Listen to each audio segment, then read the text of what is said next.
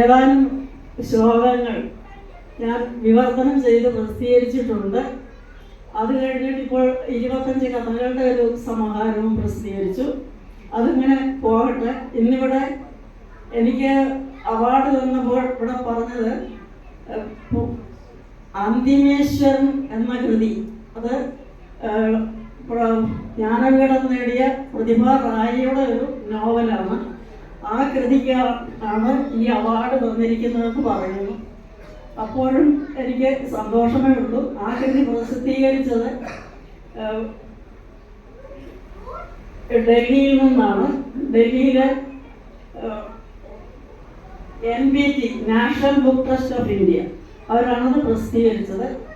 എന്തായാലും പ്രതിഭ റായിയുടെ ഏതാനും കൃതികൾ പ്രസിദ്ധീകരിക്കാൻ കഴിഞ്ഞു. പിന്നെ അത് കൂടാതെ വിപിൻ ബിഹാരി മിശ്രയുടെ കുറേ പുസ്തകങ്ങൾ പ്രസിദ്ധീകരിക്കാൻ കഴിഞ്ഞു. അതിലെല്ലാം എനിക്ക് ചാരിതാർത്ഥ്യമുണ്ട്. കൂടുതലൊന്നും പറഞ്ഞ് നിങ്ങളെ ഞാൻ ബുദ്ധിമുട്ടിക്കുന്നില്ല.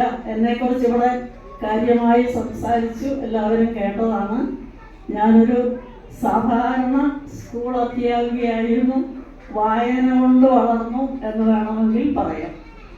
എന്തായാലും ഇവിടെ ഇരിക്കുന്ന എല്ലാവർക്കും ടാഗോറിൻ്റെ പേരിൽ ഞാൻ ഒന്നുകൂടി നന്ദി പറഞ്ഞുകൊള്ളുന്നു. അത് മാത്രമല്ല, ടാഗോറിനെ ശരിക്കും പറഞ്ഞാൽ ഞാൻ ഒരു സർവകലാവല്ലഭനായിരുന്നു. അദ്ദേഹം എല്ലാ കലകളിലും അദ്ദേഹത്തിൻ്റെ മുഖച്ഛായ നമുക്ക് ദൃശ്യമാണ്. അദ്ദേഹം ഒന്നാമര കവി, നോവലിസ്റ്റ്, നാടകകൃത്ത്, പിന്നെ പോരെങ്കിൽ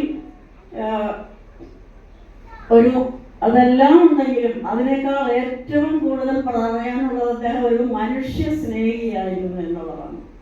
അദ്ദേഹം കുറേ കാലം അദ്ദേഹത്തിൻ്റെ ഭൂമിയെല്ലാം നോക്കി നടത്താനായിട്ട് ഷീൽഗായിൽ പോയി താമസിച്ചു. അവിടെ ചെല്ലുമ്പോൾ ഇദ്ദേഹം ജമീന്ദാരാണ്. അവിടുത്തെ സാധാരണ ജനങ്ങളുമായി അടുത്തിടപഴകുകയും അവരോടെല്ലാം വളരെ സൗഹൃദമായി പെരുമാറുകയും അവരുടെ ദുഃഖങ്ങൾക്ക് പരിഹാരം ഉണ്ടാക്കുകയും ചെയ്തു.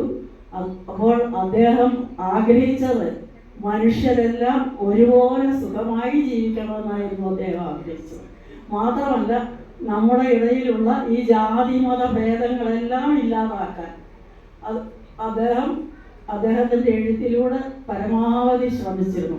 അങ്ങനെ ഒരു മഹാന്റെ അനുസ്മരണ ചടങ്ങ് നടക്കുന്ന ഈ വേദിയിൽ വെച്ച് എനിക്കിങ്ങനെയൊരു പാരിതോഷികം തന്നതിന് ഞാനിതിൻ്റെ പ്രവർത്തകരോട് നന്ദി രേഖപ്പെടുത്തിക്കൊള്ളുന്നു.